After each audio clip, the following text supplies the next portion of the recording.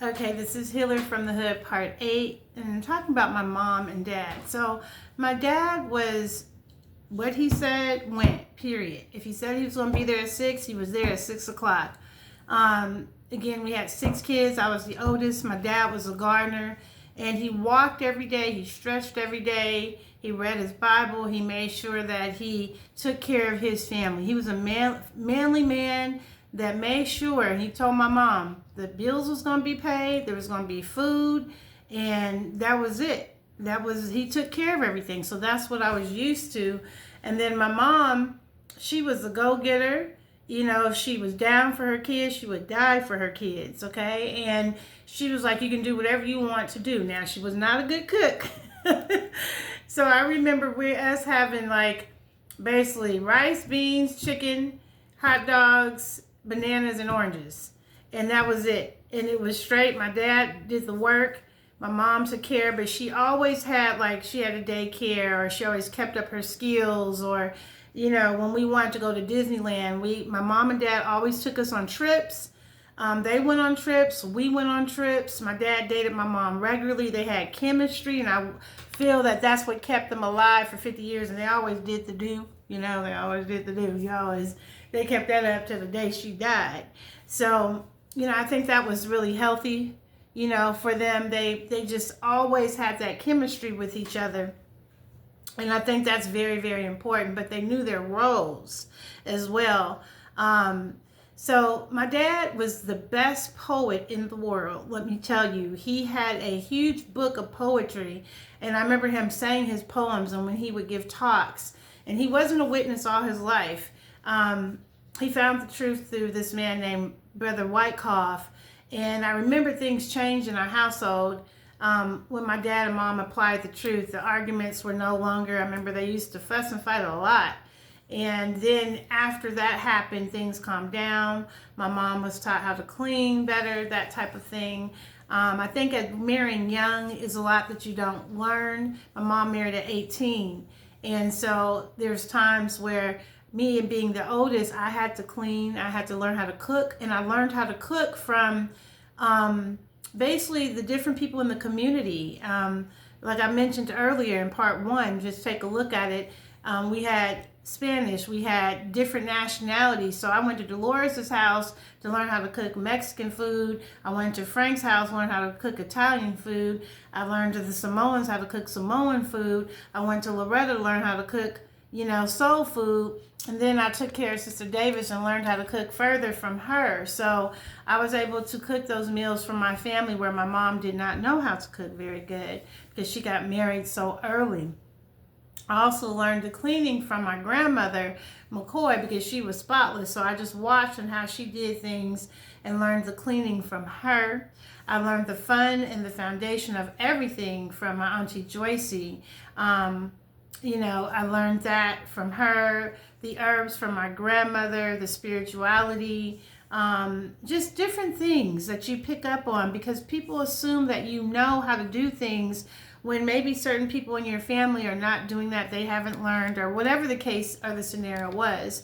I remember my mom, she was, when I think back to it and I was talking to my husband, my mom, I feel, had chronic immune deficiency because I remember at one time, she was always sick, but at one time she went on a grapefruit fast, and that's when she was more fit and things. And I remember her cleaning the house like crazy and doing everything. And then I remember her going back into eating regular and her being depressed a lot, being sick a lot, you know, living up with my dad, but, you know, basically tired a lot. And I do believe in looking back that she had a chronic immune thing. And later on, she ended up having diabetes and cancer.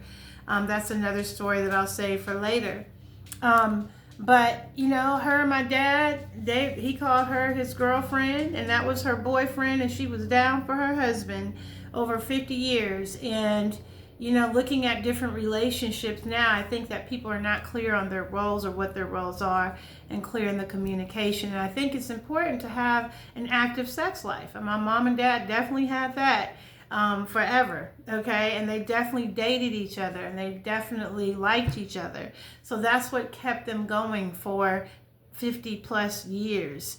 They both love Disneyland. We were Disneyland lovers, and we all went to Disneyland, and you know, we did that trip regularly. So they love amusement parks, things like that. But I'm going to say a poem in behalf of my dad, and this poem is called The Sea, and I believe that's where I got my poetry gift, and I didn't realize it till later on in life. I'm now about to be 55. I'm thankful to make it that long. As you know, if you've seen part 1 and part 2, I was bedridden for about 4 years, so, and I had it twice where I was really sick. So I'm really thankful to be here, and I'm going to break out into the poetry, and this poem is called The Sea, okay? The sea, the sea, the open sea, the blue, the fresh, the ever free. Without a mark, without a bound, it runneth the earth's wide regions round. It plays the clouds, it mocks the skies, or like a cradled creature lies. I'm on the sea, we're on the sea, we are where we would ever be, with the blue above and the blue below.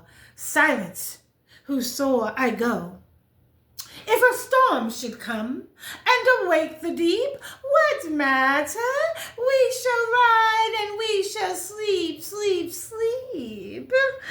Oh, how I love to ride on the fierce, foaming, bursting tide. And I give that gift to my dad because, like I said, as far as I'm concerned, he is the best poet in the universe, in the world. I have not seen anybody better than him in poetry. So, and my husband, I feel, is the best journalist in the world. He went to school for journaling, but if you want somebody to write stories, that man is the bomb at journalism, and he has healing hands. He has magnetic hands. I'm not kidding. I'm not just saying that because he's my husband, but he has like amazing things. Like he does amazing things with his hands. Like his hands send energy to your body and release energy in your body. And I told him he needs to really delve into that a lot more, but that's another story. But my mom and dad took care of their kids. I knew that when we had steak, I knew we had income tax. So I knew we had hot dogs and chicken and that. And when steak came and we had grapes and we had pomegranates, that's why I love pomegranates to this day, and grapes with seeds, because I liken it to happy times. Not that we weren't happy. It was just that my dad had 6 kids. And so he got rice, beans, chicken, hot dogs, oranges and bananas, the cheapest thing. We had a nice house in Oakland, California, and my mom picked the house. You know, she did that, and she'd always do plays with us, like dramas. We'd have luau's. You know, we did different things with different cultures, you know, so that's the reason why the culture thing, I hang around people of all nationalities because I am all nationalities. But I'm proud to say, when you see me, I look like I'm just African American or African. But I'm Filipino, I'm German, I'm Caucasian, I'm Puerto Rican, I'm a mixture of everything. So a melting pot of everything that I can relate to different people of different cultures and different nationalities. But I'm proud of who I am. So let's stay tuned. This is I believe, part 8. Stay tuned for part 9. Take care.